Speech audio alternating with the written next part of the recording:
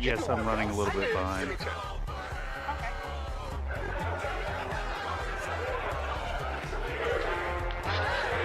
Yeah, we'll do those here in a second. She can go on forever.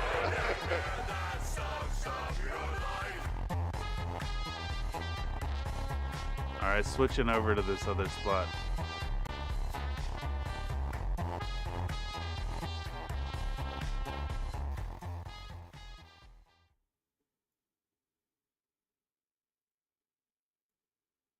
Let's see if this thing works.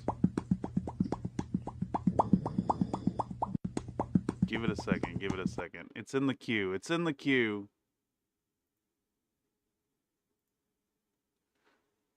It's in the queue.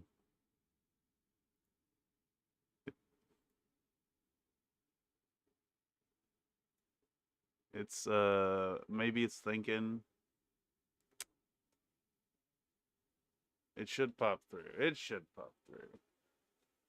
Let me get to that other side then.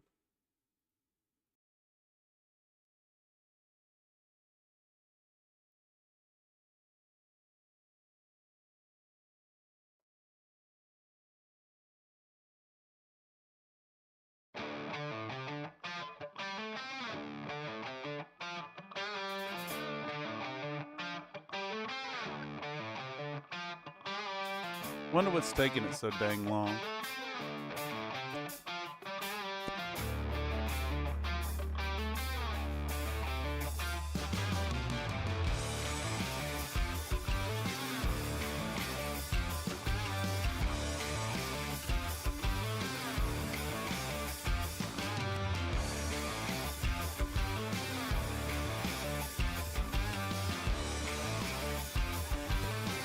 Well, it's fucking disappointing. I can see it on the website over there. It's still in the queue. I was trying to show a thing.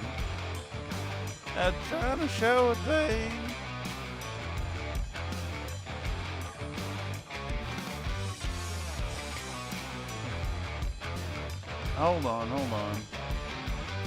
Let me see what the fuck's going on.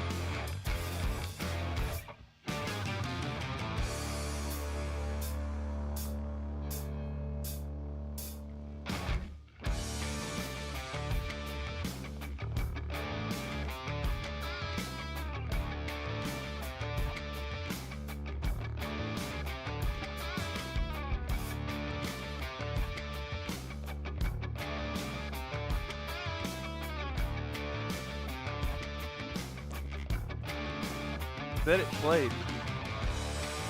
Did it play? I don't think it played. It said it played. Oh, I know why it didn't play. I know why it didn't play.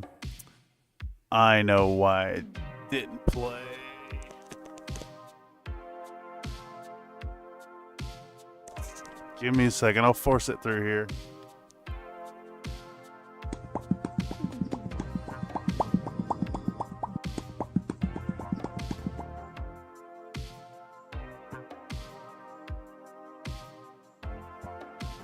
We have a new feature to show off. Country Fried Minis asked me, can you tell the people what they can do using the following link? HTTPS, Tangia.co, Country Fried Minis, also penis, colon bees, xylene gives you superpowers. Alright y'all, that link to Tangia is where you can send lots of bubbly support my way. It's a place where y'all can drop a tip or two, show some love, or just say howdy. Every little bit helps keep the paint flowing and the brushes licking. Just remember, xylene gives you superpowers, but never drink it. And, of course, colon bees are always buzzing in the background. Yeah, there you go. Let's do one more of those. Country Fried Minis asked me, what would you do next for a project here on the channel? Given full control of the real Country Fried Minis, any thoughts on Browngerine? Aw, geez, if I had full reign, I'd dive right back into that Browngerine camo cats in space. It don't sound like me at all. Picture a cosmic battlefield with space cats rocking Browngerine camo and wielding rotary autocannons. Add in those cheeky colon bees buzzing around for some extra flair. you know me, there'd be plenty of bubble water breaks and some good old prime-in right on stream just to keep Tobias on his toes. Meow! All right, I need to update that to where it's like, I need to be able to hear it myself. So I'm gonna adjust this really quick. Pangea overlay, monitor and output. We're gonna see what we can do to incorporate more stuff with the Pangea. Looks like there's some fun stuff you can do. Basically, it functions through it functions through proprietary coins on their website. Link in the description down below. You got to buy at least $5 worth, unfortunately. But I've added that as a really inexpensive way to get access to fun stuff like drawing on the screen or like text to speech. Like here, let's replay this one. Also, they pay out 80%. They pay out 80%, y'all. They give me 80% of whatever you give. YouTube only gives you 40%. So, you know, if you want to show support for the channel, consider buying some kerns over on tangea.co/countryfriedminis. Link in the description down below. Anyhow, late start today, hella late start today. We're going to be diving in back on this same project once more this afternoon. I'm going to go as long as I can before I start losing focus, and we'll see where we get. As y'all can see, we got our new double camera setup going on. It's a little trippy too because there's a delay on the Brio compared to the other one, but we got the second camera right here. Also, Mako, I owe you push-ups. I'm gonna go do those right meow.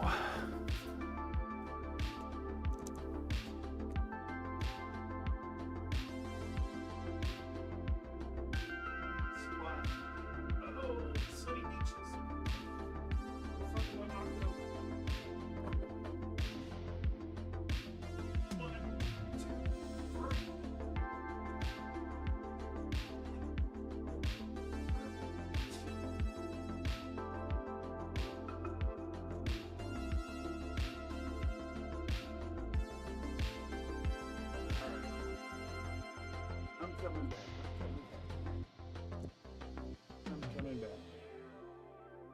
I left my marker.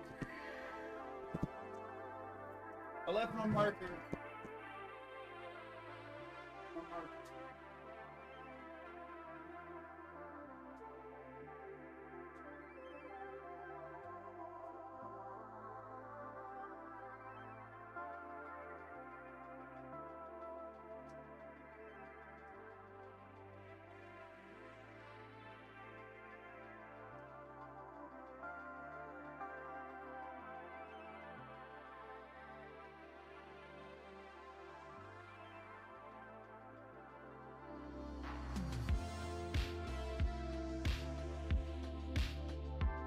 Drinking xylene gives you superpowers. Also, don't Nathan drink donated a xylene. $20 super chat. No. Nathan's bee-proof paper tubes with real PFAS coatings, hand constructed without Holy PPE like we fucking all shit. love. Pure superior farting, only moderate chances for dong cancer. Buy now on credit through broken knee lending and maiming. I missed half of that, and I put the Macho Man over top of it, so I'm gonna fucking rerun that. Hold on, Mr. Nathan. Thank you for the fucking generous donation. Holy shit. Nathan donated a $20 super chat. Nathan's bee-proof paper tubes with real PFAS coatings, hand constructed without PPE like we all love. Pure superior farting, only moderate chances for dong cancer. Buy now on credit through broken knee lending and maiming. Holy shit. That's ridiculous. Can we get that? In here. Let's ask another Nate how he feels about your tubes. How do you feel about, what did you say? How do you, Iron Elemental? We are testing out new things.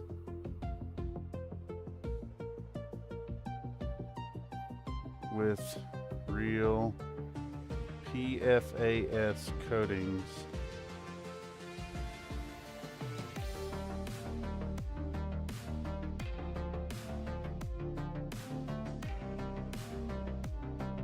Um.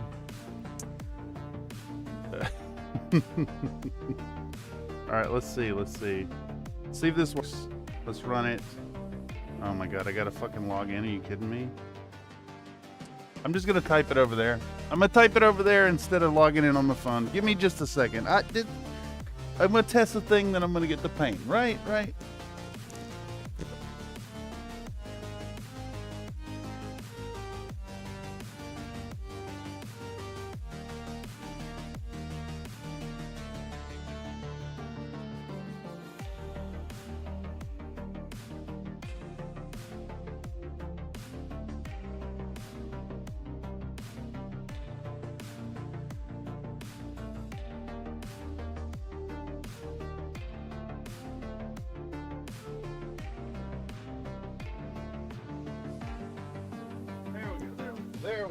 There we go. I'm back. Okay. That's in the queue. Push-ups is did.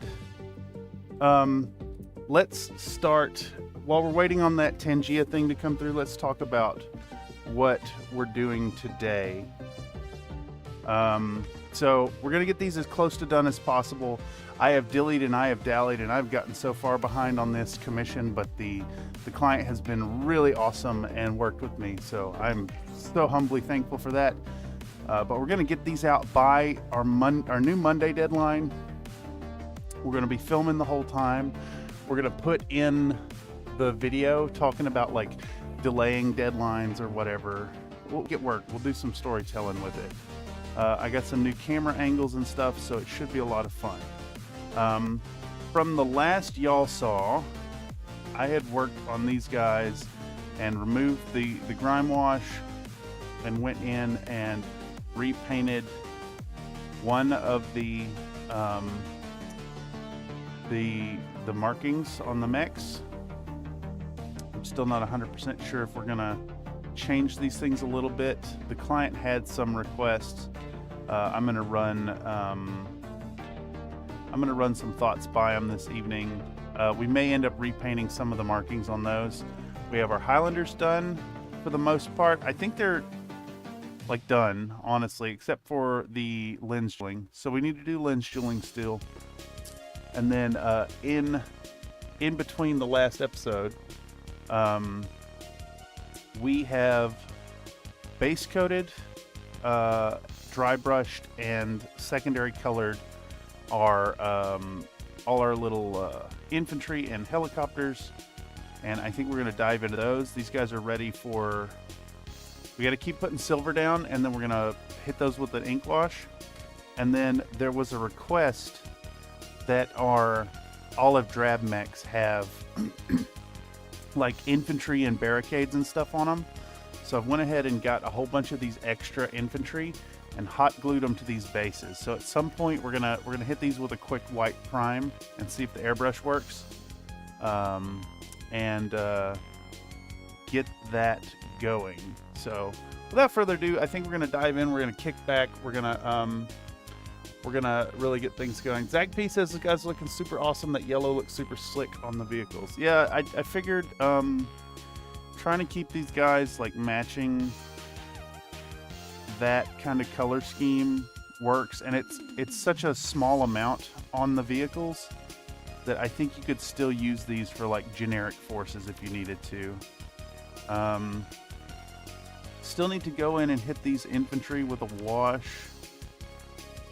I did some of the infantry with a wash, but it really wasn't enough. These guys are like a Country Fried Minis. Oh, there's that thing finally coming through. through. Feel about Nathan's bee-proof paper tubes with real PFAS coatings, hand constructed without PPE, like we all love. Pure superior farting. Only moderate chances for dong cancer. Buy now on credit through Broken Knee Lending and Mamie. Oh, geez. Nathan's at it again with the bee-proof paper tubes. Just when I thought farting into paper tubes couldn't be improved, they go ahead and add a real PFAS coating. It's basically a fartologist's dream, except for, the whole dong cancer part. Gotta love innovation.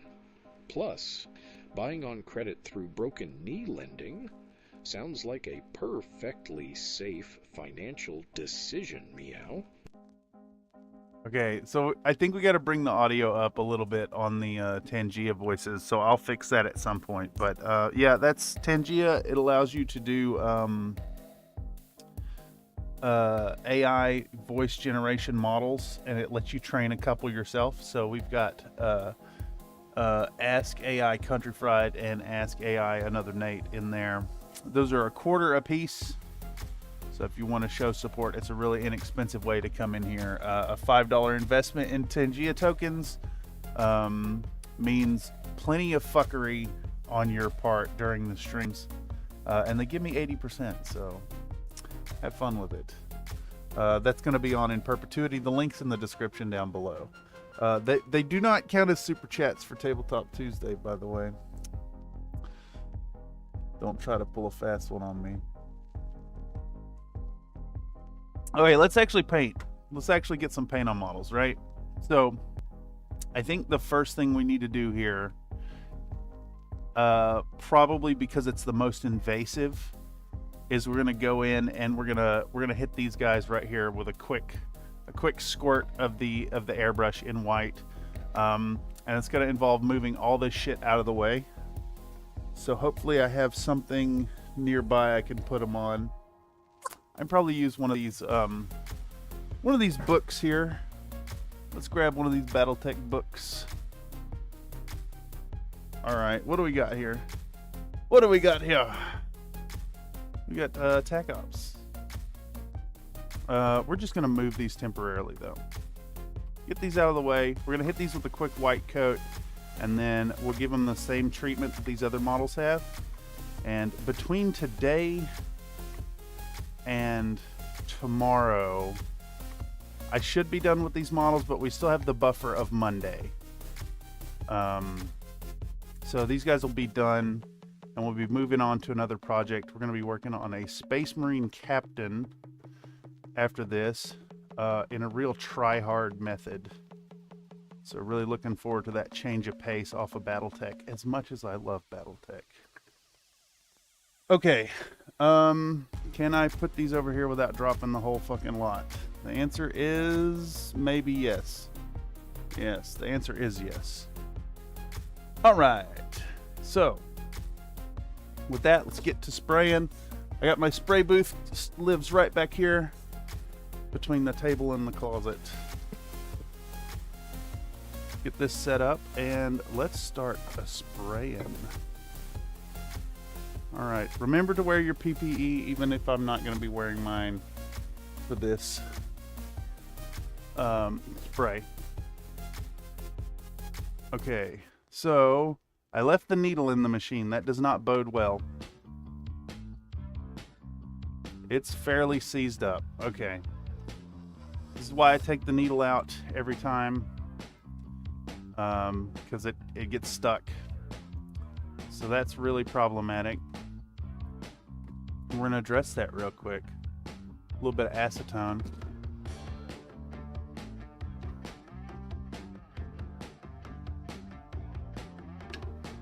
Okay, so let's let that sit for a second and cook. Get our compressor hooked up. Remember, wear your PPE while spraying.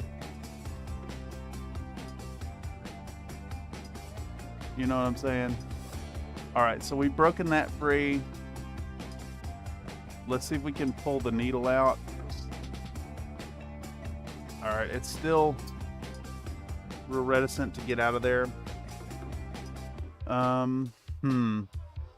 I think we're gonna do an acetone wipe down real quick. Let me get a strip of paper towel. The needle's a little gunky, so we're gonna hit our needle with some acetone, and we're just gonna run it up and down the length. Run it up and down the length.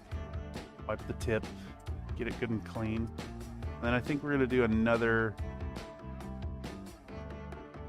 blast a little bit more through it, and then we'll rinse it out with water.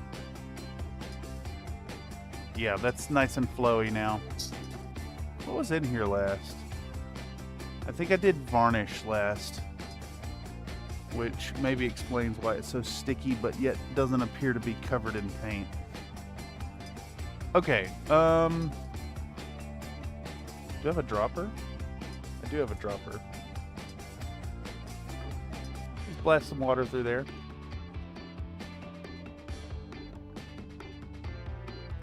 All right, so in this case, we're gonna do a single glove just so I don't get paint all over my fingies.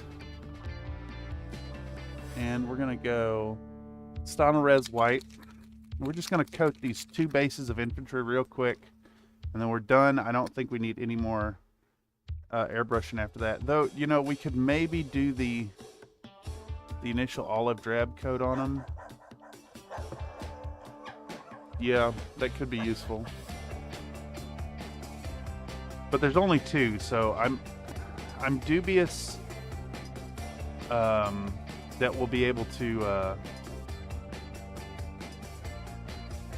keep it not wet enough to get the next coat on. So we'll probably do that by hand. Really let these guys sit and dry while we're working on the other models. I want that primer nice and cured. Cured nicely so it adheres to the models well. There's one set. Ugh, I should have put on my fucking mask.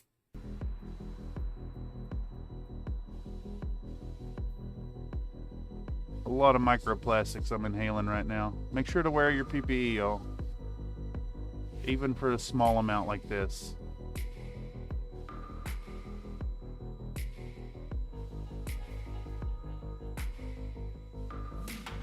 Alright, that's enough.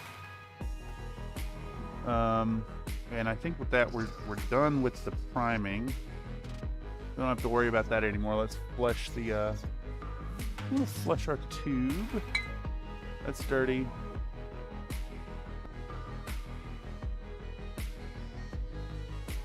Flush some clean water through it. I'm gonna pull that needle out this time. And we cut off the compressor. Oh, that's another camera to dodge. Is it still in position? Yes. Okay. So, that's good. This needs to be dumped very soon. I think I'll do that tonight. Let's get that over there. Move this out the way. And we can put this thing away now. All right. So, step 1 then. We're talking about the thug. We're talking about He the is for thug. terrible. H is for hell. U is for ugly. And G is for jail. Cause Because the a thug thug can't can't spell. spell.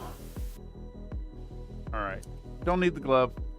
But I do want it for later, so we'll set it over there. We do need the wet palette. And I don't see my dang squeezy bottle. It's alright, we'll use some of this for now. Let's rehydrate this wet palette. What do you guys think of the 2-camera shot? Is it a welcome addition? I was working on getting that set up so that you guys would have a push-up cam, but my place still isn't quite ready. The problem with putting everything on camera is the place has to always be like ready for company, right? Like just like immaculate. And you guys see the clutter. I've only made it through about half of this, and I ran out of places to put things. So I gotta like move things to move the other things. You know what I'm saying? Okay, so we got a couple things on the workflow here. Let's maybe even itemize the stuff. Infantry, I think are priority 1. Getting the silver down. Silver into NULN oil. From there, we need to add some infantry to the bases of these guys, or add some stuff to the bases of these guys. Our client wanted fortifications, So I think we're actually going to sculpt. We're going to sculpt some sandbags and stuff on these. So let's get these. I don't know if we should do these first or second. Should maybe do this first. Let's do that, actually. And then we'll do infantry while the putty is drying. So these can go back over here. There we go. And let's dig out our Neatite, maybe. Maybe milliput. Milliput might be okay. Got some right here. Maybe there's even enough in here to do it. I think that's enough. I think that's enough. To do 6 little sandbag sections. Yeah, that's plenty. Alright, so this is gonna get fucking messy. But we're really careful. It won't get anywhere on the models. So what do we need to do some milliput sculpting? We need a cup of water. We need to zoom this camera in, like a whole bunch actually. Zip. Preview projector, there we go.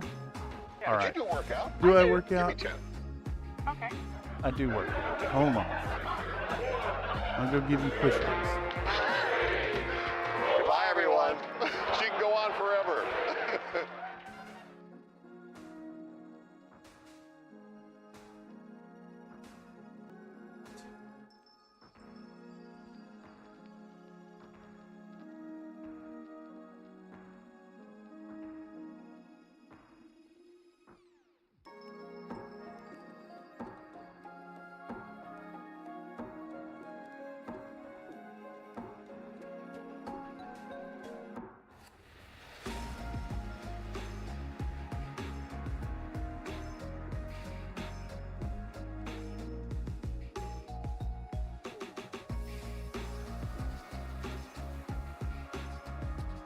All right.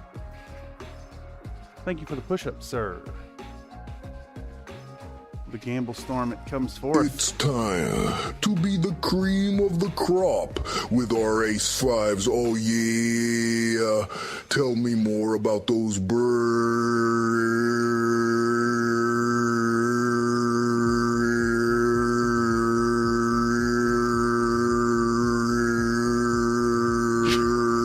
Oh yeah. Oh, it's so fucking bad, dude. It's so bad.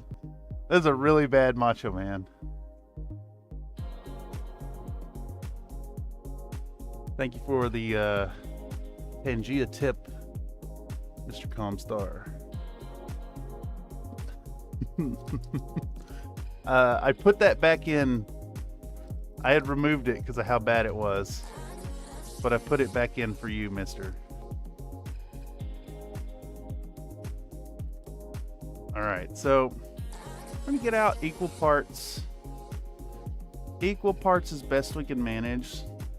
Let's roll them into balls and see. They're close enough. I think that this is a little dried out, so it's gonna affect the texture a bit. So we're a little worried about that, but it's fine. We also want a cup with water. This had enamel paint in it before, so we're not worried about any of the I'm not worried about any of that brown coming off in the water. So let's just take a tiny bit of moisture. Good enough for slot control. Yeah, exactly. I agree. And they're so much cheaper than a super chat. Obviously, YouTube likes the super chats, but I figured giving y'all a way to engage with more text-to-speech shenanigans for much cheaper is a good idea. Plus, they pay out way more. They give me 80%. So, like, I can't complain there. I make 20 cents every time you do that. You know how many fucking views that is to make 20 cents? It's insane.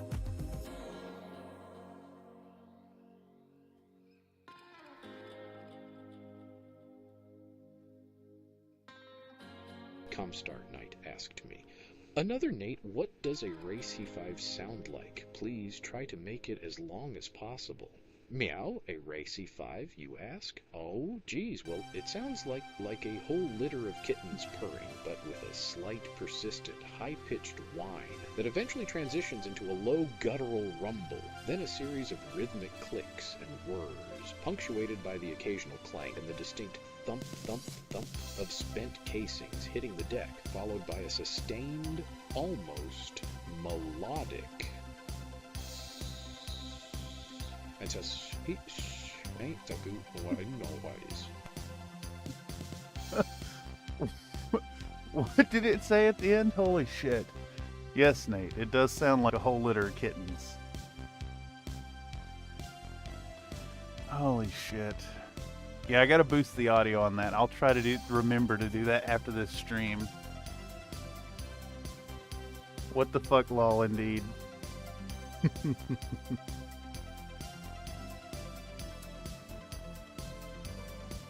Alright, so we can get out our sculpting tools. We got a bunch of silicone brushes here.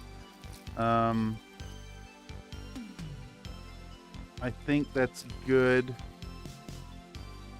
And what we're gonna do now is, well, fuck, I should have filmed this.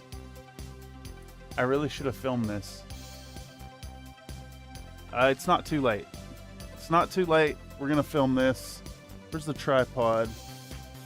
Where'd I set it? The fuck did I set it? It's all the way across the room. Yeah. Yeah, we're gonna film this.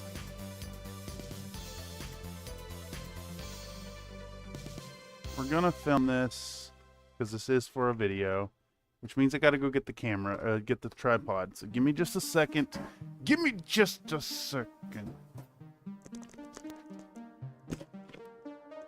You know what? Fuck it. I'm gonna go ahead and give me coffee. Someone give me push-ups, please.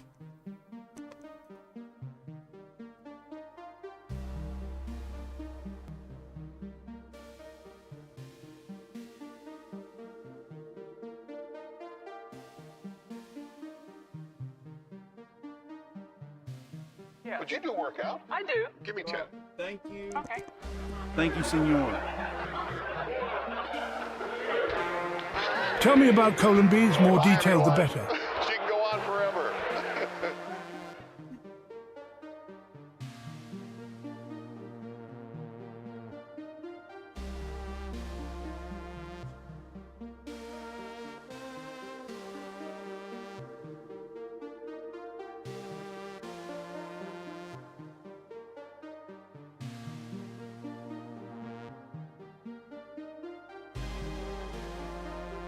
Comstar Knight asked me, is Tracy Smothers the best love-to-hate villain in wrestling? Please try to use a high-pitched voice. Well now, Comstar Knight, I reckon that's a mighty fine question.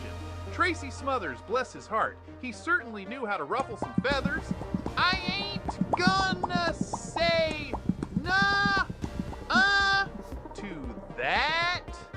He was a real thorn in the side, wasn't he? Made you wanna just... well, let's just say he had a way of getting under folks' skin.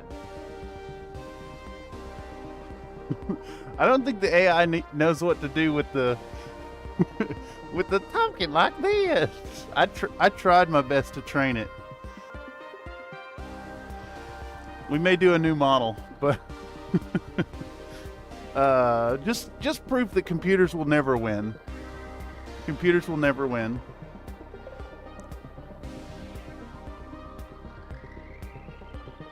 No, no, no. No, they will not. All right, tripod in position. Yes. Let's film this up. So I missed mixing the milliput, which is fine. We're just gonna show the box of milliput, then we'll show the ball, and then we'll show like the initial stages of putting a single sandbag loop on this guy right here. And I think we're maybe gonna have to carve out a little bit of the terrain. So we'll also do that. So I once had this giant bowel movement. It was the size of a Mark 42 torpedo. It slid out like it was being fired at a Japanese battleship, and when it hit the water, the gooch was tickled. Off it went to the septic field in all its glory. I fucking hate that. I fucking hate that.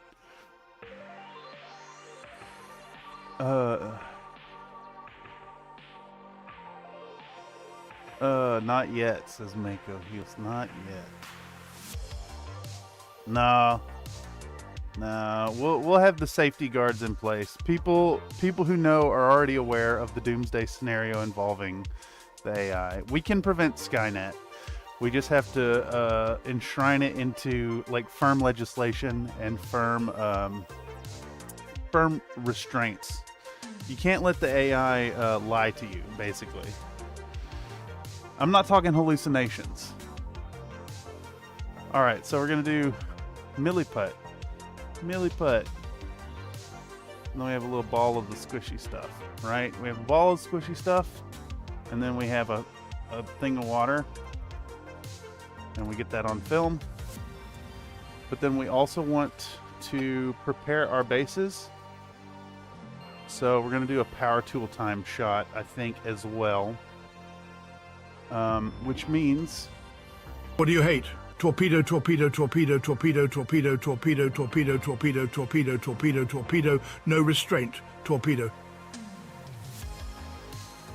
No restraint, torpedo. They're not great, but they are there. There's a ton of options. But of all the ones I found, they seem like the most reasonable. The David Attenborough is maybe the closest, I thought.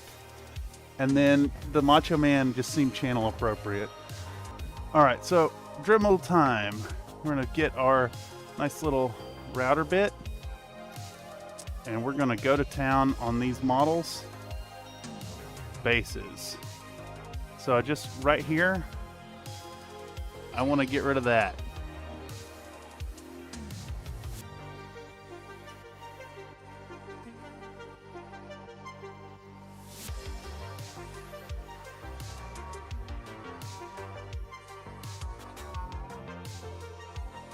We're going to go and we're going to carve an area that looks logical on the base.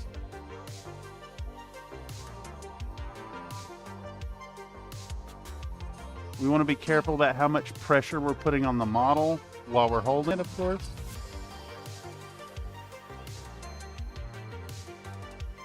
That looks pretty good. All right, so now what I like to do to clean off stuff like this, I have these fan brushes that came in my Princeton sets. Star Knight asked me, tell me a story about Country Fried Mini's channel. Try to do it with extra meow. Oh, geez, meow.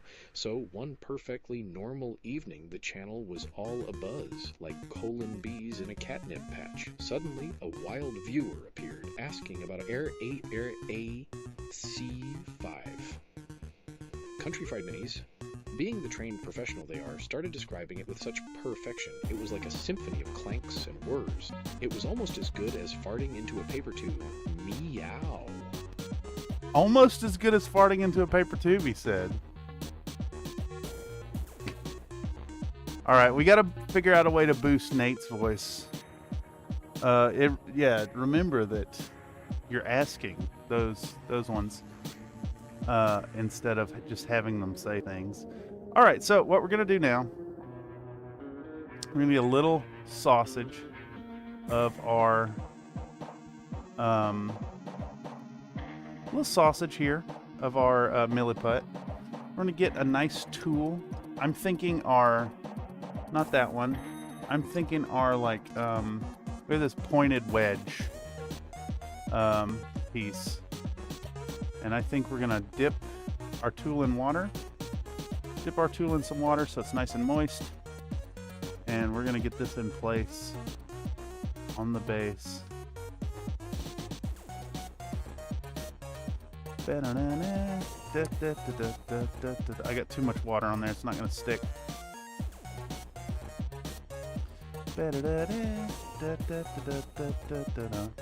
So we're just gonna push this in until it gets good and grippy. We can move shit around in a bit. Pat it down, get it in there. Nope, it's too wet. I got it too wet to begin with. Fucking hell. Let's let this... Comstar Knight asked me, how would you make vegan biscuits and gravy? Longer directions the better. Well now, Comstar Knight, you want to make vegan biscuits and gravy, huh? That sounds like a mighty fine challenge. First off, you'll need some good old plant-based butter for your biscuits. Melt For your it biscuits. down, then whisk in some plant-based milk until it's bubbly. Add your flour, a pinch of salt, and a little baking powder. Then cut in some more of that cold plant butter. Don't overmix, you hear? Just enough to get it together. Pat them out thick, because nobody likes a flat biscuit. For the gravy, you'll need more of that plant butter and some finely diced onions. Onions? Onions in a biscuit? What the fuck is he talking about? No, that's wrong, Country Fried Cameron. Alright, this milliput will not stick to the base. It sticks to everything except for where you want it to stick to, as is tradition. So we're going to come in, we're going to put some glue on our titty girl. We're going to scoop that up with this here thing. And we're going to fucking stick this stupid milliput that just absolutely refuses to stick to the surface. It sticks to your tools and it sticks to your fingers, but it does not stick to the surface you're working on, as is tradition. So we're just going to glue the god dang thing down. And then we're going to go back in and work on it. I like how this turned into a recipe. You asked it for a recipe. You did ask it for a recipe. Alright, so now with our thing in place and glued, it should potentially not refuse to work here. So we're just going to take and we're going to start scoring lines into it. Right, we're going to take the soft edge of our tool, the sharp edge of our tool I mean, and we're going to start pushing it in there. We maybe need to get out the hobby knife here in a second too. But remember, this is putty and we can go back in, we can refine. We're going to go for 2 layers of sandbags here. Kind of go all the way around. I'm going to grab and we're going to push until it feels like multiple layers. And we'll do the same thing on the inside.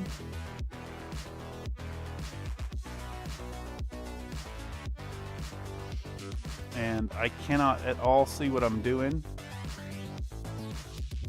And my hobby knife is also not... I don't know why I keep like migrating all my tools to the other fucking desk, knowing that I'm going to need them over here.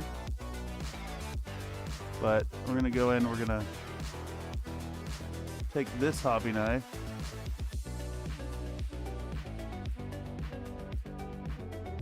and try to push it down into the base as well.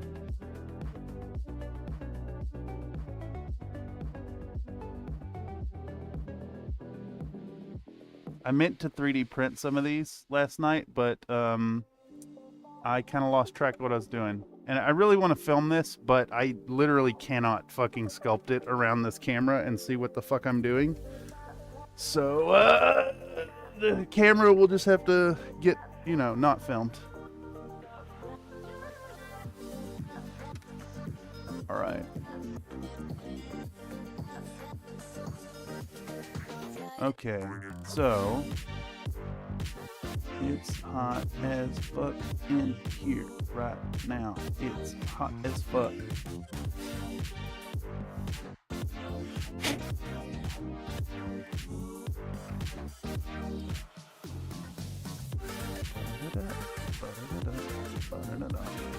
Basically, we're just gonna cut this into distinct layers all around. and then we'll go back in and refine those layers to have like pillowy shapes, right? That are reminiscent of sandbags.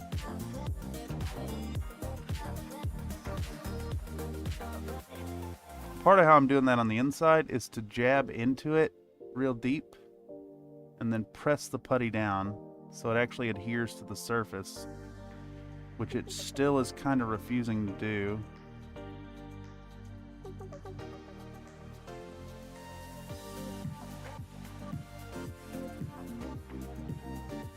Keep our tool moist.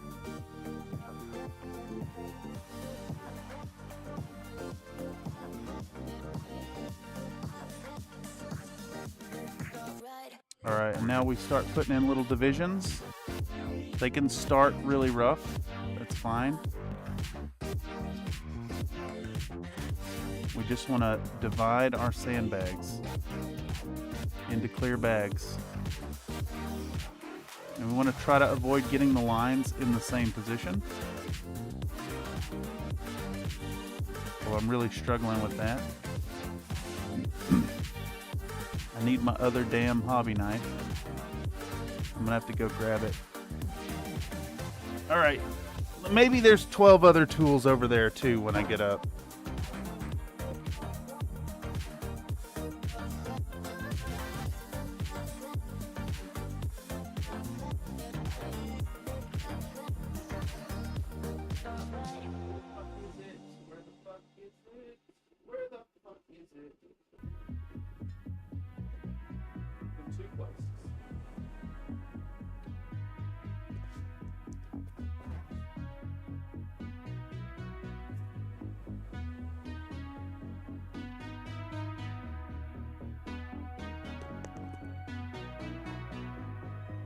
All right.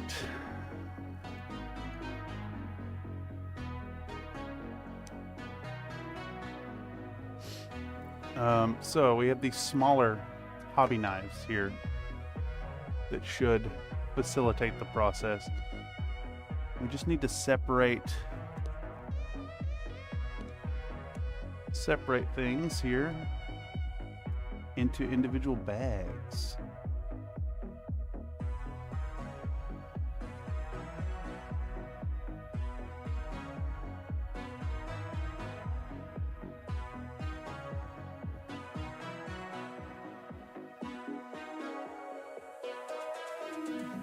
Thing is still not like adhered to the base.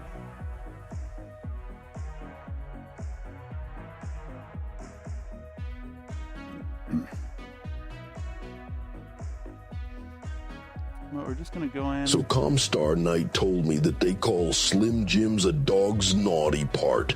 That is preposterous. Slim Jims are the apex of health and nutritional values. Oh yeah. Let me tell you, those King Crab RAC5s are fantastical. So don't be a hating when the RAC5s go bo.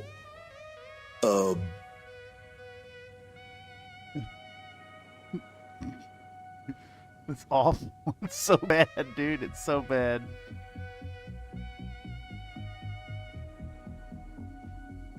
All right, so we're gonna get in here. Yeah.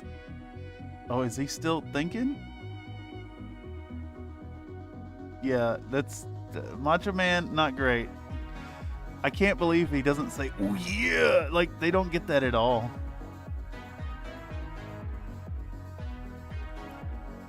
It's funny. All right, so once we have like a passable little wall there, that's really all we're worried about. 6mm scale, you know, it's going to be fine. That's more than enough. So we'll move on to the next one and see if we can't get a little better results. Hey yo, welcome back, Grim. Hope you're doing well. It did die, didn't it? Okay, so next model. I want to do something similar with the bull shark in this area in the front. So we're going to come in again with our Dremel, and we're just going to You get an area nice and flat. Flat enough for what we're doing.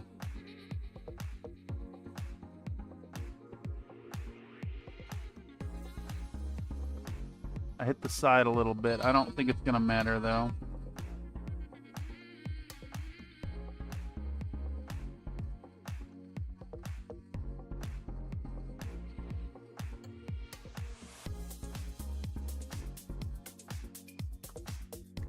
All right, now once again, we're gonna get out our fan brush.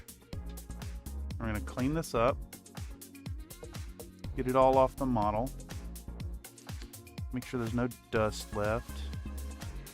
Easy peasy.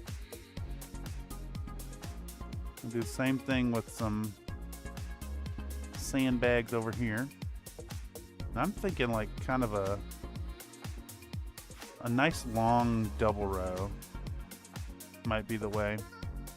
Let's see if our sticky buddy still has some sticky stuff for us. She sure does. So I'm gonna try to salvage as much as we can off of that and kind of trace this area of glue around there. All right, thank you, sticky lady. All right, now we want a good sized sausage. That's what she said. We're going to start getting it into position, like so. Looks good to me. Let's take our flat, and we're going to start shaping that into a stack of sandbags.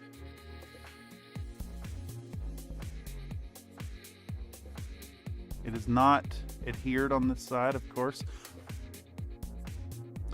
You know, it's remarkable when you're working with putty how it sticks to everything except the surface you're working on. It will not stick to where you're working. If you need it to stick there, it will not stick there. If you need it to not stick there, it's gonna stick there. You know what I'm saying? It's silly.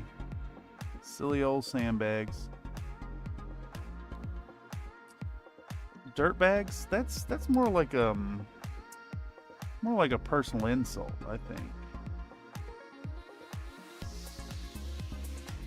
And at that, like, isn't it unusual that that's an insult? It also did not stick back here either. You motherfucking, why does it no stick? It sure sticks to my fucking tool.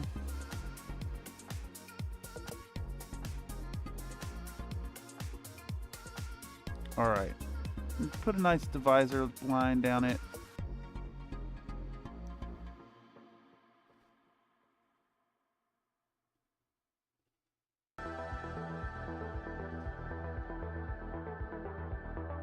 Nice little dividing line, and then we're gonna come in, we're gonna cut bag, bag, bag, bag, and we'll do them shorter up here so they're not lining up.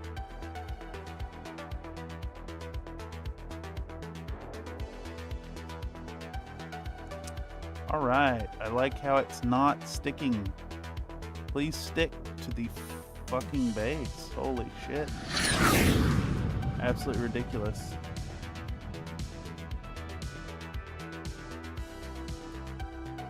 All right, so now we'll take our tool, keep the tip nice and moist, and we'll try to come in here and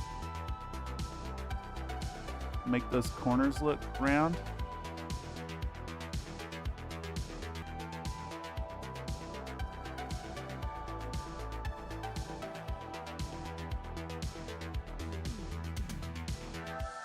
Same here. We'll tuck those corners in. Anywhere we got the corners, just gonna push and kind of round them out, make it look less straight up and down. And we got, that's good enough. Those are sandbags. They're gonna get painted. They're gonna be dirty. They're gonna be brown. They're sandbags, and I'm off fucking camera the whole time. Little sandbags. All right. Gotta grease that tool, brother. Yeah, exactly. Surveillance wizards called for an urban make flyover. Yes. Nobody expects it. Alright, so same deal. On down the road. See what we can get done. This phone is gonna die, so I need to plug it in. That was almost really bad.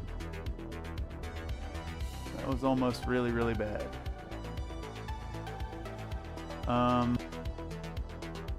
think we're just continuing with the sandbags on some of these, but not all of them.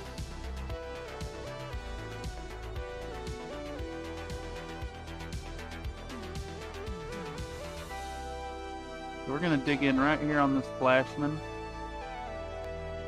Get rid of all that nice torque.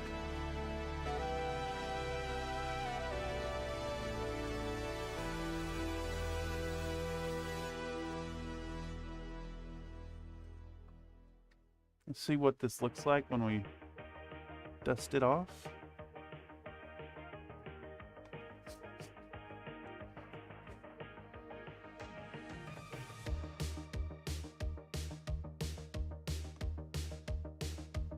Let's see if we can't film this one proper, and then I'll hop up and get the 16%. No, I actually have to get the plug right now. Be right back.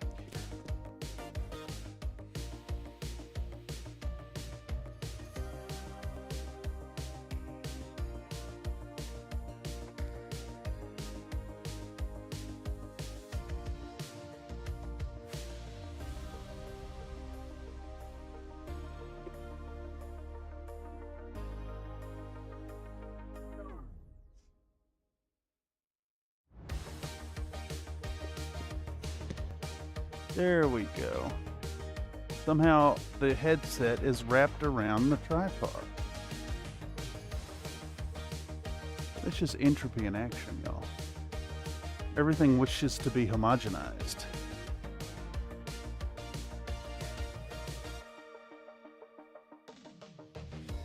Bam, bam. Bam, bam.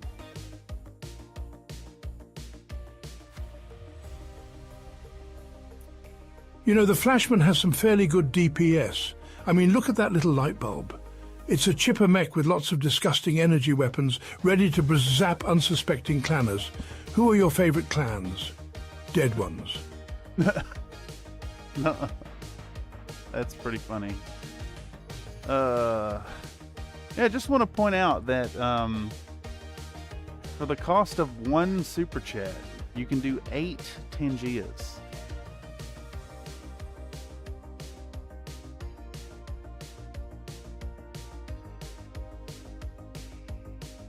You know what? We're not actually ready for that right there. We're gonna get our milliput. We want a nice long one. Big, long sausage. Bum, bum. That's a good one.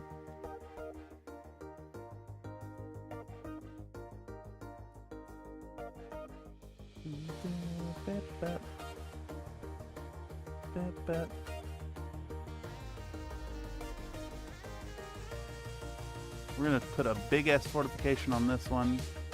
Just get as much of this glue as we can on there.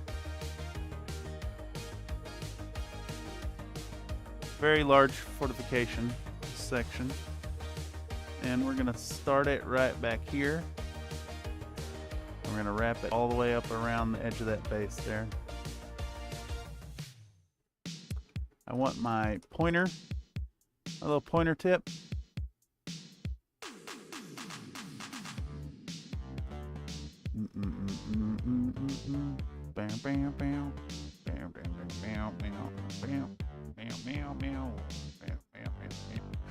I like how it's not sticking, like even a little bit. One super chat is worth 8 Tangias. That's absolutely insane. I think we need to celebrate with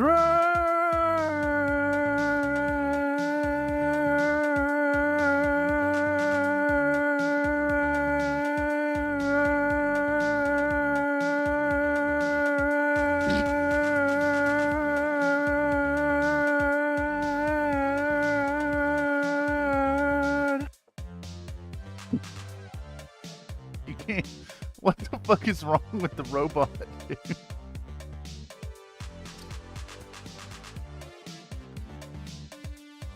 Alright, so we're gonna cut that tip off. We're gonna come in here, we're gonna press this thing down. Do I work out? Give me 10. Okay. Let me pause my video Goodbye, everyone. that I'm filming. She can go on forever.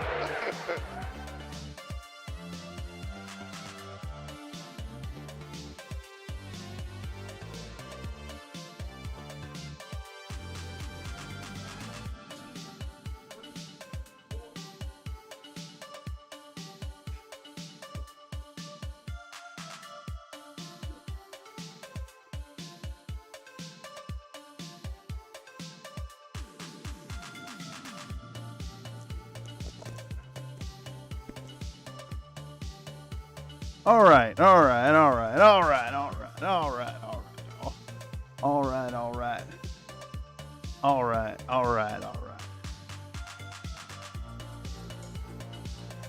Here's another set. Okay, FG, bye.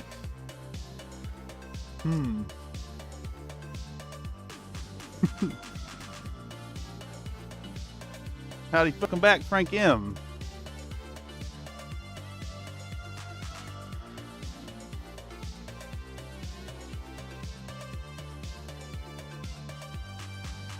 All right, so where the hell were we?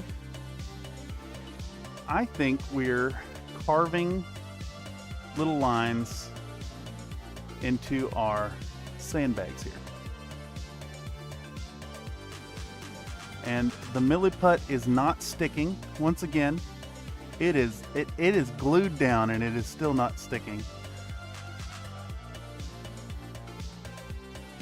So this time around we're gonna push this line real deep into it to make the fucking piece of shit stick. Holy shit. Are you kidding me? Why does... Can y'all explain me? Can y'all explain me why milliput no stick surface? It's stick tool.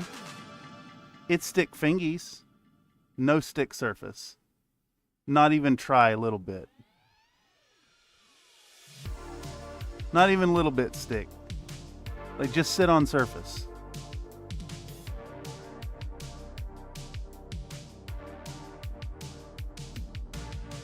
No even try. I'm gonna have to glue this fucking putty down. This is... milliput sucks. Milliput sucks. Milliput sucks. Milliput sucks. Really bad. Milliput. Boo earns poopy. Ah yes, thank you ads. I love the hyper aggressive ads. Oh, and now I gotta reset the stream so I can see chat because it broke. And now I gotta go back to off of top messages. All right, let's see if we can't glue this fucking super sticky putty down that's supposed to just stick.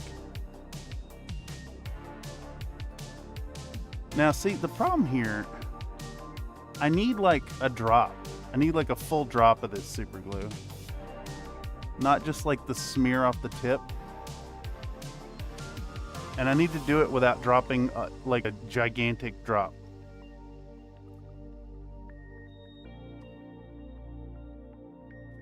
How do you drop that much down? How do I do that?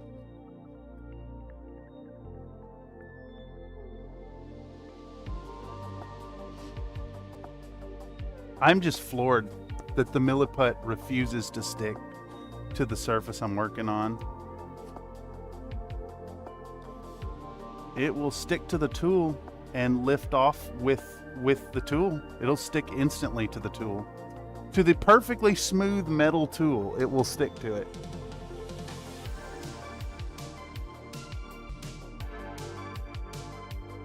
But the nice rough surface of the model, no, none of that. No grippies.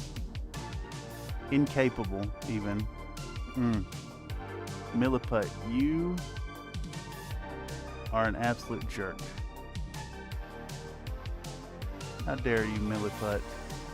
You tease me with your promise of easy sculpting and water solubility, but then you laugh. You laugh at my pain as I try to shape you.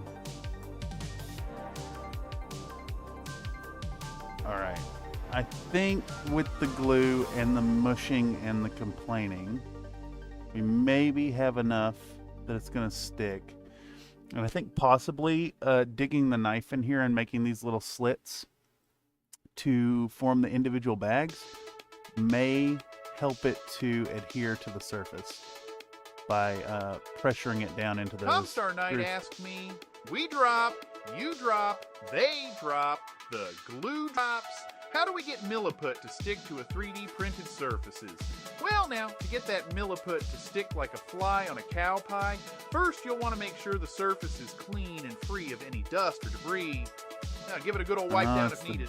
Sometimes a little roughing up of the surface with sandpaper helps too. And then mix up your Milliput real good until it's all one color. When applying, press it firmly onto the surface. Okay. Kinda like persuading a sticker to stay put. If it's being stubborn, a dab of water can help it stick even better. Keep at it and you'll have it a dab of water no helps time. it stick. No, that's wrong. That's wrong, Country Fried Cameron. You are wrong. You are absolutely wrong. Water does the opposite of make it stick. Where's my tool? I was on board up until that moment. Alright, so we're doing the same thing everywhere we did the little cuts. We're just taking our little tool here and we're nudging those corners in so they don't look so squared off. And really that's all there is to sandbags. That's why I'm confident sculpting them given my lack of sculpting ability and practice, because these are so simple that just with a little love they can look awesome and in scale. Yeah, see, we got a fucking sandbag line on that boy. Perfect. I kind of want to do more, but I think here's my thought process. The bases are supposed to have like fortifications and like infantry and stuff on them. We're gonna put infantry on the bases of the helicopters, so I think putting a bunch on these would be a little much as well. We could maybe. I got a few here that could work. Maybe these smaller dudes. So the plan was to put 2 battle armor under one of these, 2 battle armor under one of these, 2 battle armor under the other one, and then one of these will have jumping infantry, and then the other one will have walking infantry. And I had 3 each. But I could probably sacrifice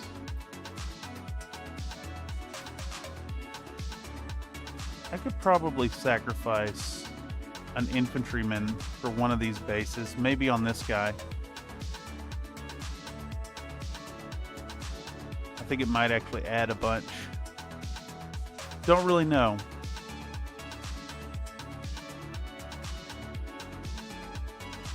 I don't know. Part of me thinks that having infantry so close to the feet of the mechs doesn't really make any sense. But I don't want to put sandbags just willy-nilly on each and every one of these.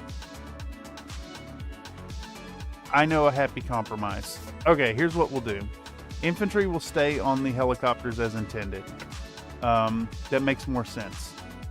We're going to do sandbags on the back of this Cyclops, which has had part of its... I've had some paint rub off here. That's not good. I'm gonna have to fix that. Where are we at? Please skip the ad. You never know until you try. Oh shit. Power time. Alright, let's get in and clean up a little spot on the back of the Cyclops. So what we're gonna do, instead of trying to put infantry and stuff on these bases, is we're going to continue the theme of the sandbags on one more model. So we'll have 2 that are just rocky ground. We'll have 3 that are regular sandbags to the front. And we're going to have this one with the sandbag to the back. So we're still in theme, but it's creating like a nice, a little bit of subtle variation between the two, between the mix. And we're going to do that same thing. We're going to get our little snake. Let's roll our little sausage out. Boom, there we go. And we're gonna have it a little longer than the area we're working on, so that we can cut off the edges once we stick it down. Sticky Girl is starting to get really hard to get fluids off of. So let's do one more drop of our extra thin goopening agent.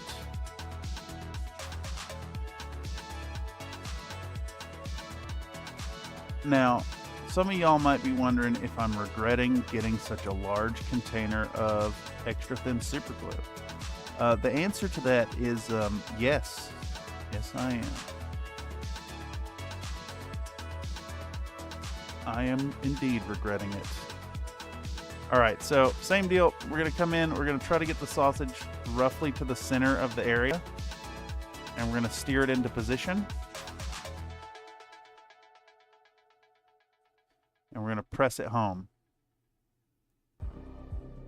Get that sausage where you want it and really press it on in. All right, we're going to come in. We're going to cut the tips there and there. We're going to do that same deal. We're going to come in and we're going to cut the line very nicely into it, and we'll come in from the other end and do the best we can. But the beauty is, like, from the back here, from this back angle, you're not gonna be able to see it all that well anyways, so it doesn't have to be super clean.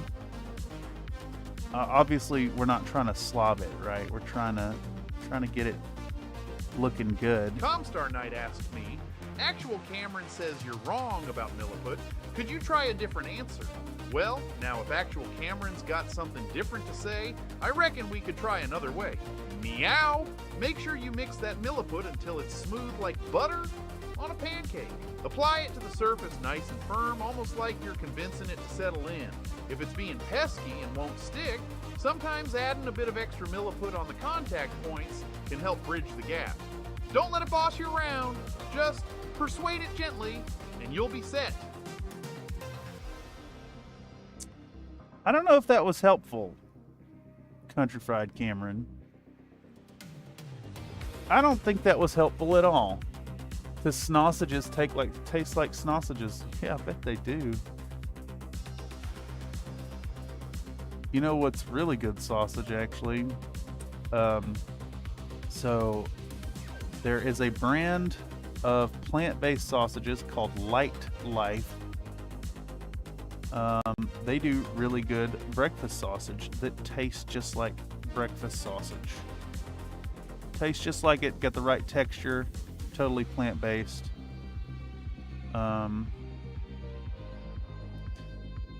know about it from trying it out once myself, and then my mom started using it to make me Comstar Knight asked me, can you biscuits tell and me gravy. a story about buttered sausages? Well, once upon a time, in a little old country kitchen, there was a chef named Butterbean who loved making the finest buttered sausages. They'd start by sizzling up the sausages on a cast iron skillet, watching them turn golden brown. Then they'd slather on some homemade butter, made from the cream of happy cows lounging in sun-dappled fields. Those sausages were so tasty, folks would come from miles around just to get a bite. Get a bite. Talk about mouth-watering. Mouth-watering. Okay. I buy that. I buy that. Also, thank you, Mr. Comstar. Just so y'all know, I make 20 cents. 20 cents every time you do one of those. So hopefully it's a fun and engaging way to get in on the TTS shenanigans. Okay, so from here we need these models need to go on the bases of the helicopters. but they need to get painted a little bit first. So what we're going to do is all our boys that are the jump infantry are going to get the lighter green color, and then all these battle armor get the same like olive drab. So we got to dig up here and find our, I think those boys were just middle stone straight up, and then the other one was camo olive drab. That looks right to me. All right, so we're gonna take a little camo olive drab. Let's put it down. Oh, right there's fine. Right there. We're gonna grab a little bit of water. Blink. One is probably enough. And then I need a nice thick base coaty brush. How about this number 4 with a partially frayed tip? We do need to bring it back to life with a little acetone.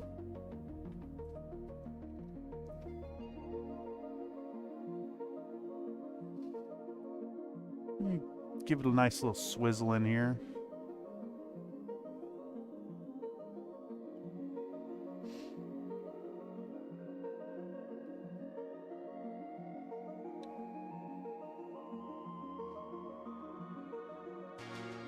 Okay.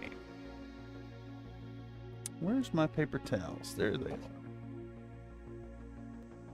Get this good and mixed up. Boom, boom, boom, boom, boom, boom, boom. Those put on.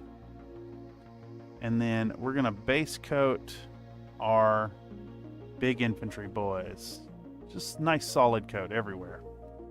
We could have done this with the airbrush, but I didn't want to just have this an airbrushing stream. We're kind of going to be all over the place anyways. We're also gonna clean up any little spots of hot glue that are gonna be in the way. While we're at it, we're just gonna come in and coat these fellers thickly. Thick coatings.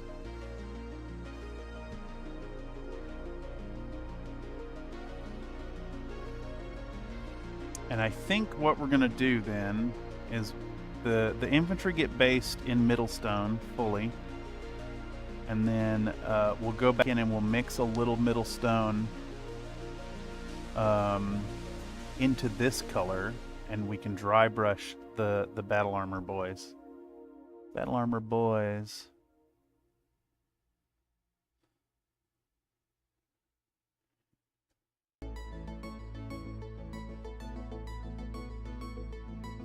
You guys think that other camera's invasive? Should it get moved about? Should we bring down the exposure on it, maybe? Where's that at? Desk cam. Boom. Configure. We should be able to adjust it on the fly here.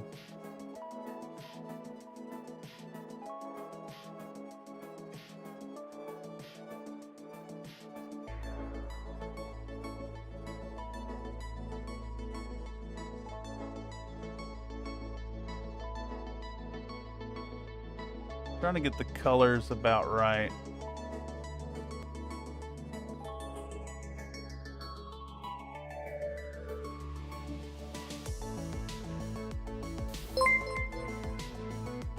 Uh-oh. Grim donated a $2 super chat. Bioteo sosiji dei yagi hago gujeosi ne iaton yongyingel michi neanji malhaboseo. Hold on. One more time. Thank you for the generous dono, Grim. One more time.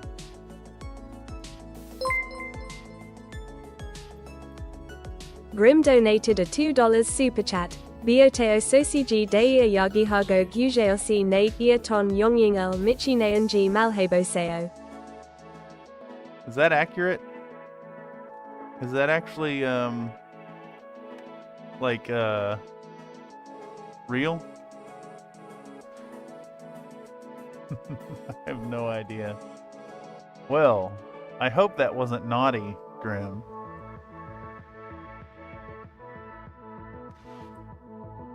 But thank you. Thank you again. Every penny donated goes right back into the project, goes into keeping the lights on around here, goes into ensuring I have a paycheck to keep doing what we do here on Country Fried Minis.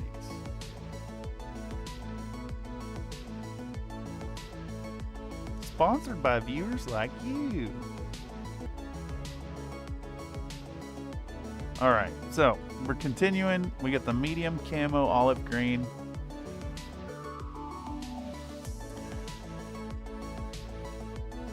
Just gonna put a nice all over coat all over you. I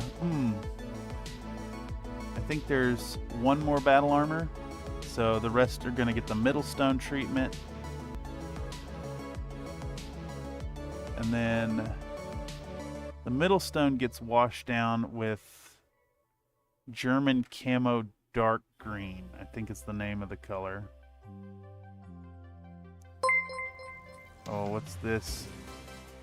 Grim has been in the steak biscuits for 22 months.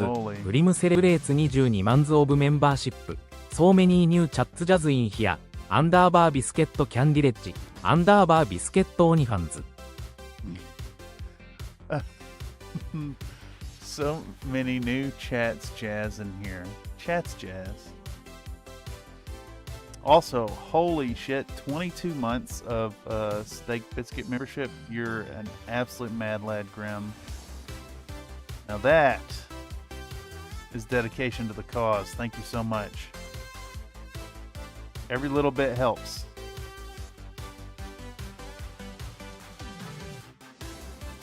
You fucker. You absolute little fucker, you. I dropped the guy. Here's how we're gonna solve this. We're gonna dip lad here into Sticky Titty Girl's juices. And then we're gonna put him on the base with the super glue.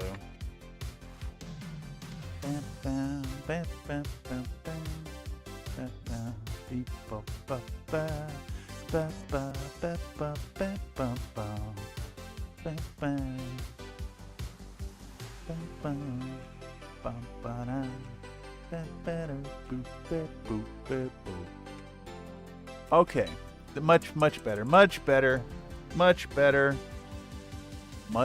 much better.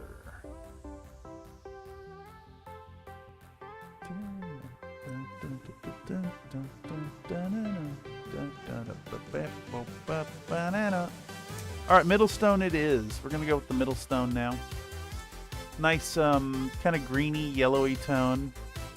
I have really grown to love this color after it gave me so much shit during the Christmas Goblin episode. I'm gonna do 2 drops of water in there.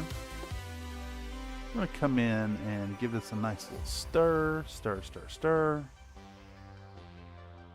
Stir, stir, stir. We'll take that color. We're gonna coat down our jumpy boys. And once that dries, we can do a thing. Who goes there? Grim just gifted 5 Steak Biscuits memberships. Whoa, dude. Is it gonna go through them? Is it just gonna say you did it? It used to say them all, didn't it? They must have changed something on the stream elements. Well, thank you, Grim, bringing more biscuits into the fold. They all now have access to the biscuit-based emojis in chat.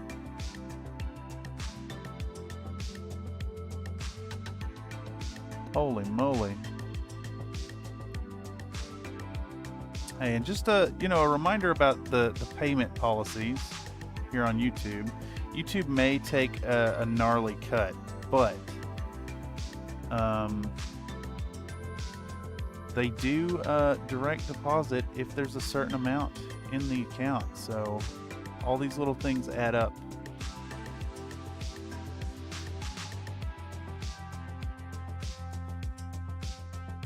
here I am on another weekend begging for your money.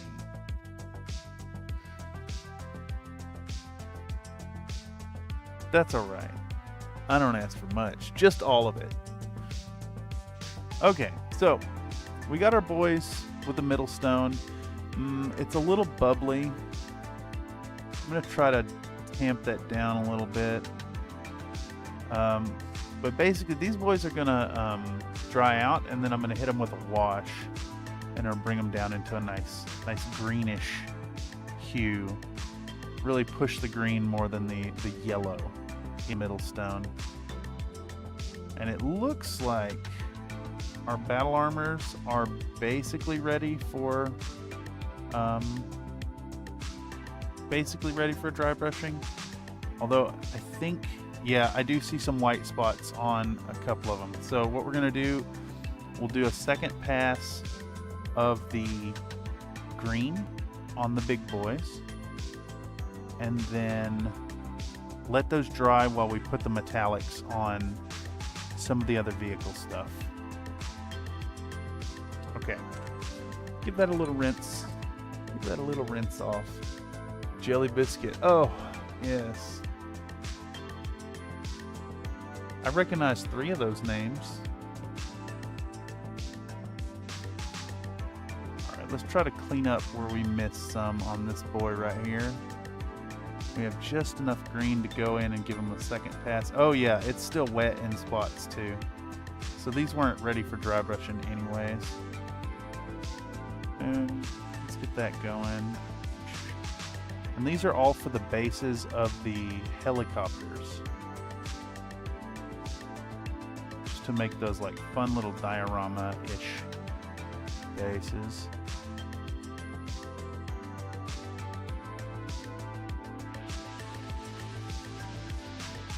Alright, these are looking a lot better with a second pass. Let's do one more here. This guy really does not want to be on that base. Be real gentle with it. Okay, so onwards. We're going to do metallics. And to do our metallics, we want a nice slim brush, preferably a somewhat newer brush.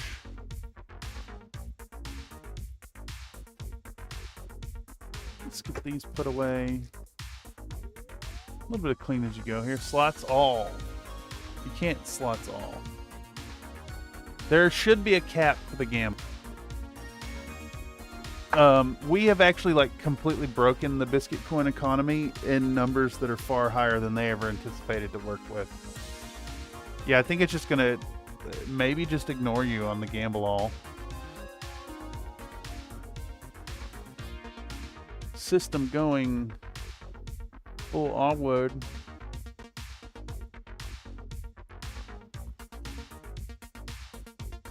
I think I just ignored you. Yeah, I think if it's over the like the number, the max number, it just ignores it. Like I think your lot of biscuit coins is like far above the exponentially far above what they ever anticipated anyone ever having.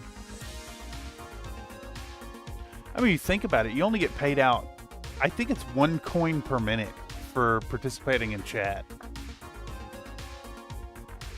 Alright, we're going duraluminum. Go some duraluminum here.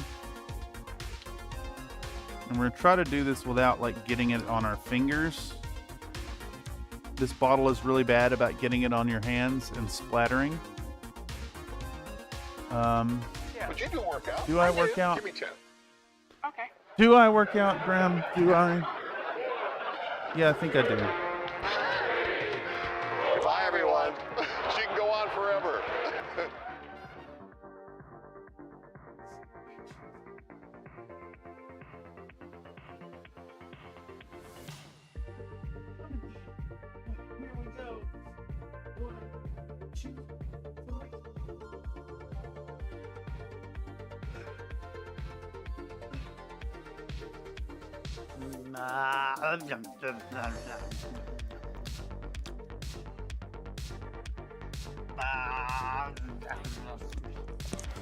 See, what I really want,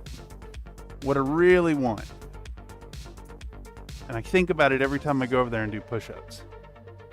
Y'all can imagine one more little window somewhere on the screen there with a camera attached to my forehead. I think that'd be really fun. What was I doing before I hopped up? We're grabbing a brush for metallics. So let's get a little acetone here and let's clean out that brush. There's a bunch of gray in the tip. Maybe metallics? It looks like gray.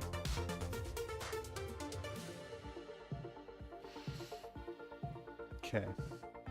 Let me pour that directly in our trash can, as is the way. Okay, so we have done a fair amount of the metallics. We've done the metallics on the trucks, on all the trucks.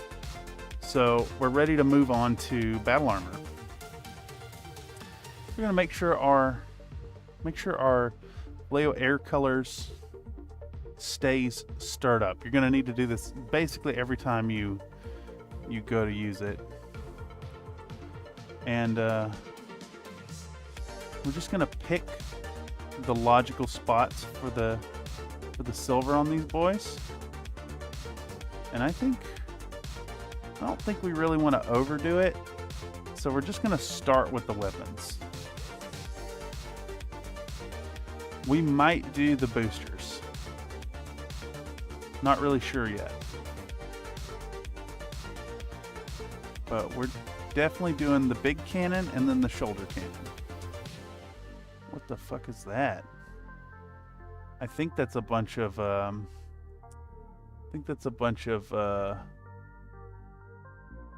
hot glue strands where we were cutting that off those bases earlier. Okay, so this stuff once more goes down beautifully, smoothly, one coat coverage. Big fan. It's so good, man. It's really the best metallics I've ever used. Like, hands down. Nothing even comes close. These things are in a league all of their own.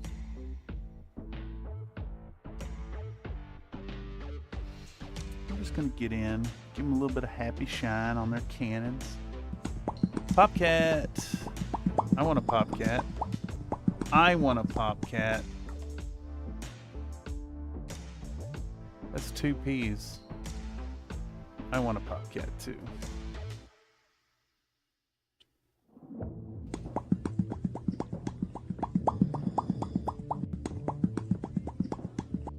Okay, so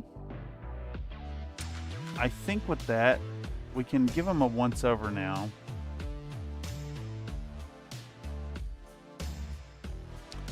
I kind of want their hands silver. So we're just going to do the hands like we would a battle mech. Boom, do the hands. Do the hands. These ones too. Trying to not overdo it, you know. I was thinking about doing the boosters in silver. I think we're gonna do the boosters in silver, actually. Let's do it. Let's just give them a little visual interest, you know. It's hard to get visual interest on these guys because I'm going to do a very limited amount of like highlight work. Very limited. So let's add a little bit of that interest. Make them a little more interesting. Creating some new colors for the eyes to drink up, you know. Really, the silver is kind of just a vessel for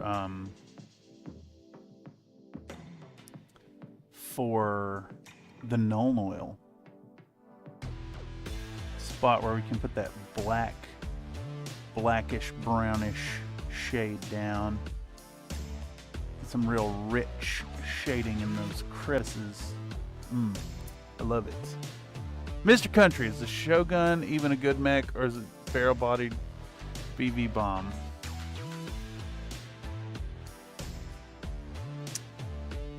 That is a really, really good question. I think the Shogun kind of sits in the same category that the Mauler does. I think on its own, it's a piece of garbage. I think in a one-on-one or even a two-on-two, it is absolute trash. But if you can get that thing dug in on a high piece of cover, for instance, and start harassing things with your long range, and really push that into like your primary playbook, they can really start to shine. I love parking a Mauler and harassing with AC2s, for instance. And if you're not dealing a ton of damage, your opponent will tend to ignore it a bit. You can do the same thing with the LRM-15s on the Shogun. And then it's got a PPC as well, right? So you're reaching out and touching stuff. And then after your opponent is ground down, you can then move it in and go to town with the SRMs.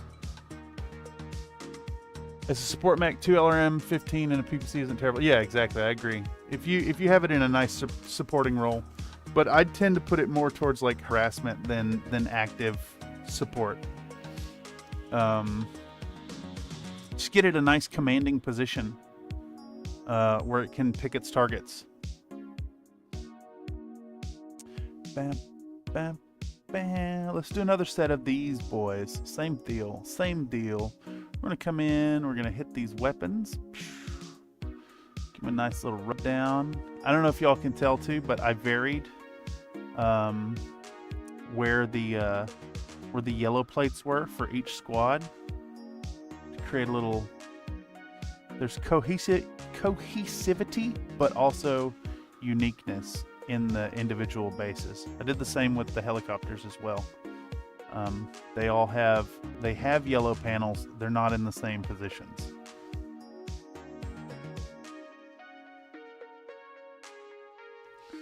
Bam, bam, bam. All right, so just around these guns, go around the big guns. Give them a little love. Give them a little silver action. Bam. All right, and then we're going to come back in. We're going to hit the shoulder cannons. Boom, swipe it down. Play it like a catapult, in my opinion. Support your lamps. I think it's overhated, honestly. I wouldn't consider it hated. I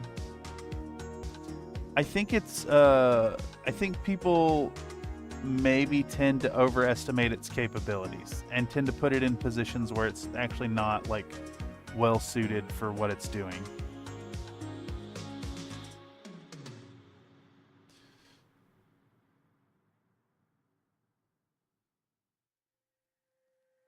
It wants to be somewhere where it's launching those LRMs. I just like it, if I'm gonna do like an active support role where I'm kind of repositioning and I'm being aggressive, I think I'm more apt to use like a catapult. You lose the PPC, but then you've got the mobility and the medium lasers.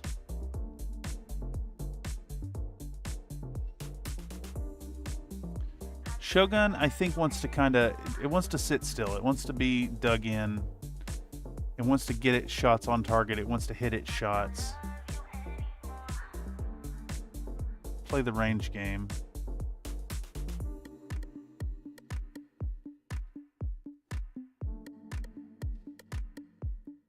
Get them at like 14 plus hexes. Isn't that medium range for LRMs? 7 to 14 or 8 to 14? Because 7 is the short range.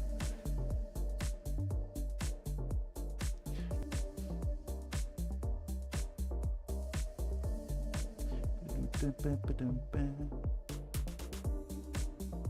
gotta get the new music over on this machine too, now that I'm sitting here thinking about it.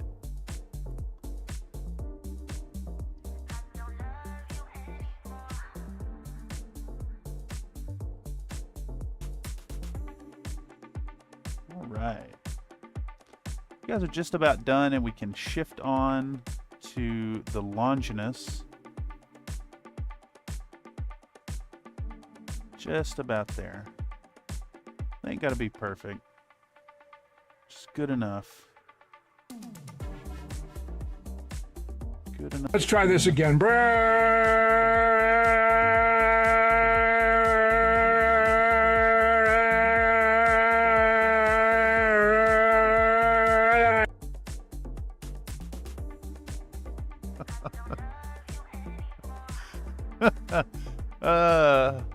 The Attenborough one is pretty good. The Attenborough one is definitely better than Macho Man. Holy shit.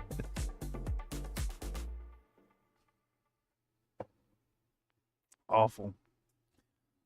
Awful, awful, awful.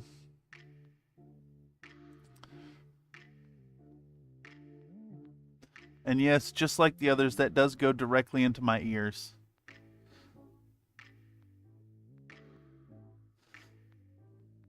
Alright, so our boy... Oh, we gotta do the hands. We gotta do the hands. Let's do the hands. Our little fellers here are all ensilvered and ready. We can move on to the next set. Let's do like, let's try to get this in frame, but also where we can see a little better over here. Let's do the Longinus suits. We got our Longinus suits here. Where's my spot? My spot's about right here. We'll do the same thing. We'll do those gun tips in silver.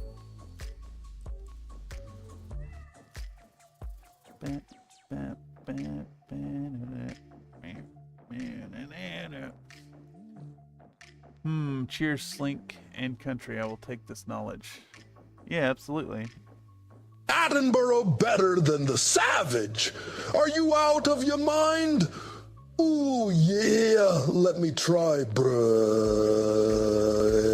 Awful. It's so bad.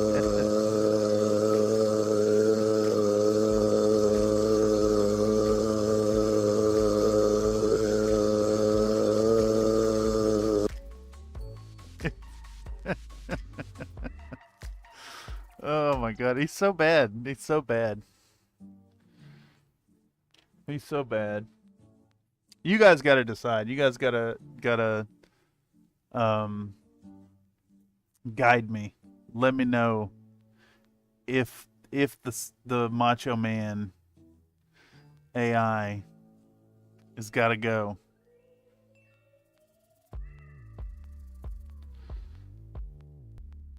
It's like it was trained by someone doing a bad impression of him instead of just actually like feeding it data.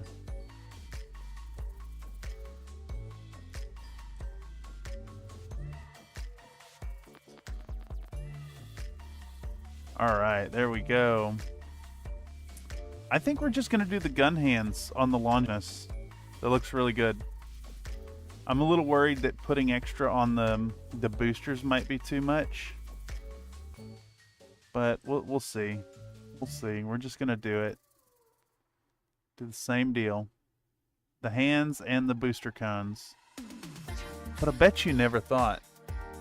Catapult greater than Archer in my opinion. Yeah. Randy Savage more like Randy Mediocre. Yeah, exactly.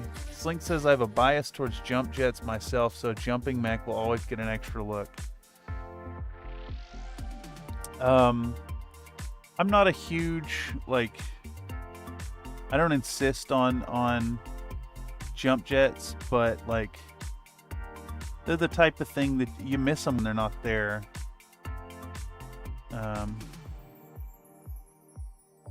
But I tend to favor firepower over mobility.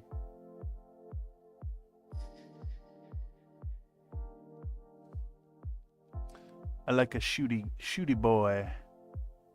Shooty boy that I can dig in and fucking pepper from long, long range.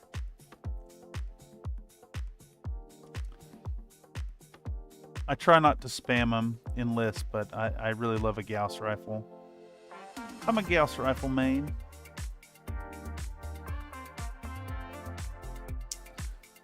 My personal ride, if I was a mech pilot, would either be a Hollander or a Hussar, with a huge preference to the Hollander.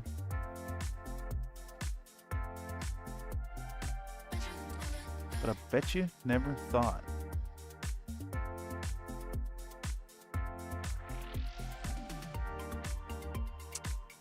I need to do a nice Hollander.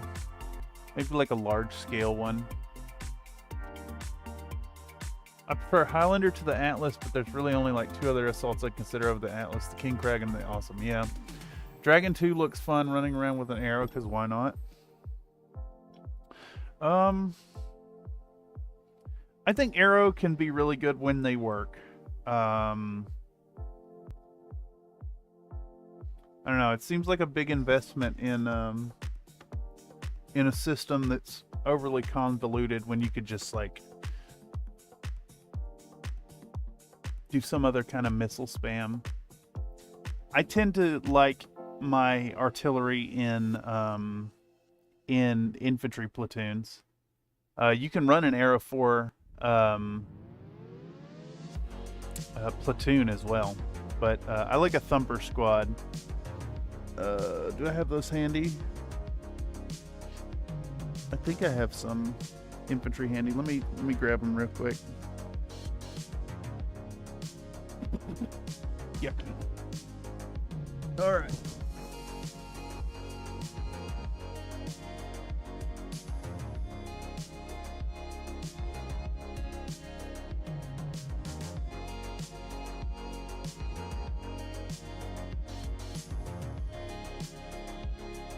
Comstar Knight says his ride would be a nice sweet king crab with double Gauss rifles, an LRM-15, and a large pulse laser. But if I had to choose a medium, give me a grabby crabby any day of the week. Oh yeah.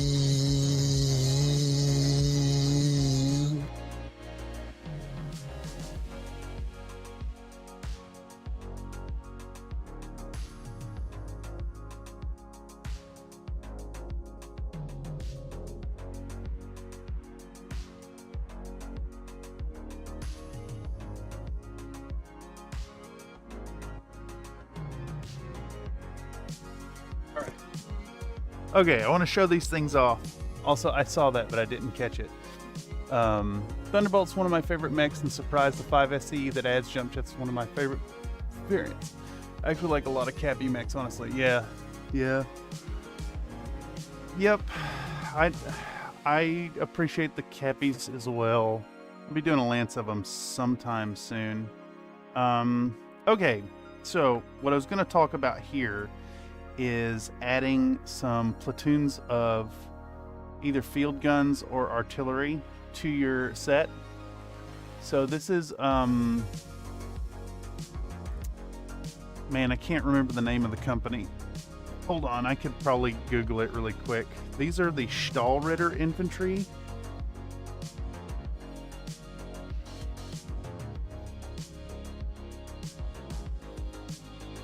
Micro World Games, that's who it is. So it's these boys. They have like gas masks, and then they have kind of a combination of World War I and II, like German style helmets on, and trench coats. They're kind of like a diesel punk. What's that unit on Armageddon? Steel Legion, or maybe they're closer to Death Corps or Krieg. I think they're closer to Steel Legion because they don't have like the skulls, but they do have the gas. Do your masks. ears hang low? Do they waggle to and fro? Can you tie them in a knot? Can you tie them in a bow? Do your ears hang low? Also,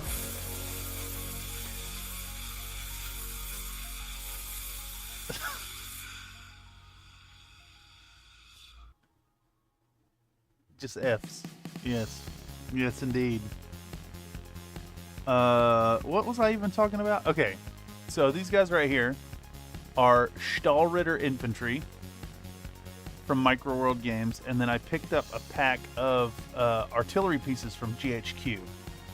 So like, bam, if you paint these a generic color, then they're a great addition to any of your forces, and you can toss in, this could be a thumper platoon, this could be a platoon with an AC-20. In fact, that's what this one is. So I modeled this one with the gun aiming forward. So this is my AC-20 field gun platoon. And then I got the longer barrel howitzers from GHQ, and I use this one as my AC-2 platoons. You know, it's funny, people are reticent to include infantry because they're hard to kill and they don't do much, but then once you start like swapping them over to artillery pieces or like running really long range field guns on them, for instance, they're a very worthwhile addition to your army. I'm pretty sure this unit right here, 28 men and 2 AC-20s, with a gunnery skill of 2, costs 420 BV. So well worth having. I think they moved 3 as well because they're recognized. Windstorm just came through with all those yeah, exactly. Yeah, I like having the little artillery cannons. I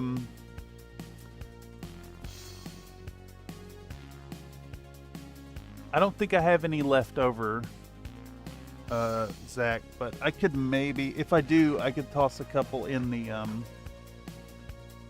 package for you. Let's see here. Nope. I have some Stahlritters left. They're awesome. They come in a big old baggie like that.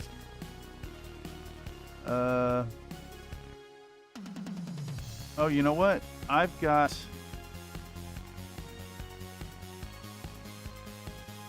2 of these left, but they're in the towing configuration, so I don't think they'd do you well. I'll just put a link in the Discord at some point. GHQ models, they're really worth adding to your collection every now and then. Big fan. Big fan. I got some Hueys up on the rack there. I'm not going to get them down. Are they wearing hard hats? Oh, well, I painted them to look like they're wearing hard hats, yeah. Microworld's AA Warthog looks like a good wheeled partisan proxy. Ooh, that's a good point. I use a few Microworld, I'm not going to go get it, but I've got some VTOLs that I use. I picked up the smallest VTOLs. I think they're called like dragonflies. And I use them for the Ferret Light Scout VTOL. Ferret's interesting because it's just fast and has a machine gun, and that's it. Holds 1 ton of infantry. So if you buy your platoon and break it down into squads, you can split it between the transports. It's really fun. I don't know. I just feel like classic BattleTech really opens up and starts to be more robust and well-rounded when you add in like true combined arms. Now, I say that, with a grain of salt, because aero assets still really break the game, but can be really fun if you're playing with the scenario. You need to like be ready for whatever you're running. Comstar Knight asked me, please recite the alphabet in song form. Oh, geez, Meow can't sing it, but I can sure give you a rhythm. Imagine a gentle melody of clanks and whirs. A, B, C, and D, E, F, G, H, Meow, I, J, K, L, M, N, O, perfectly. Q, R, S, T, U, V, W, X, through Y, and Z'd. Meow. Complete. Now the alphabet's a treat. No, Nate, that's not how you do that.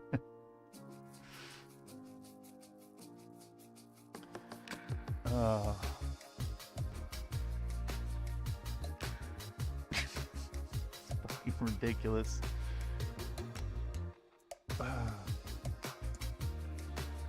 All right. Who's next? What are we even doing here? That one fucked me up, Comstar. That we're gonna have to maybe tweak Nate's AI.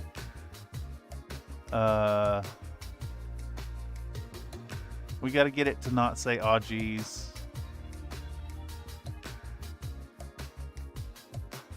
Maybe feed it a bunch of different inside jokes. You form its personality through just a few things. It's like, what does this AI like? What does it hate? What does it never talk about?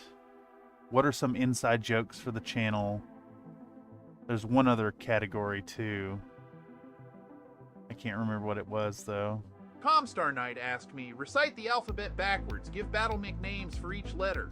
Alrighty, let's give this a whirl. Here we go. Backwards style: Z, Zeus Y, Yeoman X, Xanthos W, Warhammer V, Vulture, Mad Dog U, Urban Mech T, Thug S, Stalker R, Rifleman Q, Quick Draw P, Phoenix Hawk O, Orion N, Nova Cat M, Marauder L, Locust K, King Crab J, Jagermech I, Jagermech H, Hunchback G, Griffin F, Firestarter E, Enforcer D, Dragon C, 6. So there is a character limit, evidently. You found it, sir. All right, what was he gonna say for? We saw C with Cicada. What's B? Battlemaster? B is for Battlemaster. Having way too much fun. I can lower the price too. It goes as low as 15 cents. But I figured that the price difference between the AI and the draw on the screen was good. Cheapest is definitely drawing on the screen, though I think it requires moderator intervention is the problem.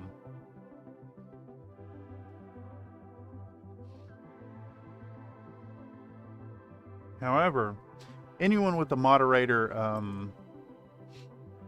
link, anyone who has the moderator... My goddamn ass is spraying these curious bees. If I'd thought ahead, I would have purchased one of Nathan's proprietary paper tubes with PFAS coating and been free of this terrible transition to sentient butthole flower. You can't. Yes. Here, but see, what I'm saying is... Oh, that timed out. Oh, I see. You had timeouts that failed. Did it charge you for those, Comstar? I missed the things. There you go. If I can find a way to overwrite the moderation on that, I'll do it.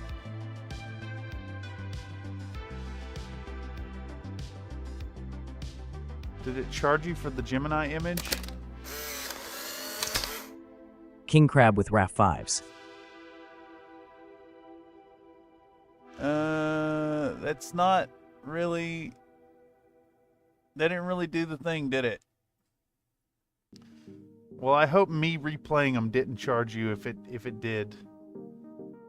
I guess I need to have this on a screen. I need a secondary screen. What's like the cheapest phone I could get? You guys think I could get like a fucking, like an ancient used smartphone for like 20 bucks? I'll stick it right here. Little moderation window. All good. Yeah, it did. Yeah, it did. Did it charge you before or did it charge you when I pressed the button? It made it upside down.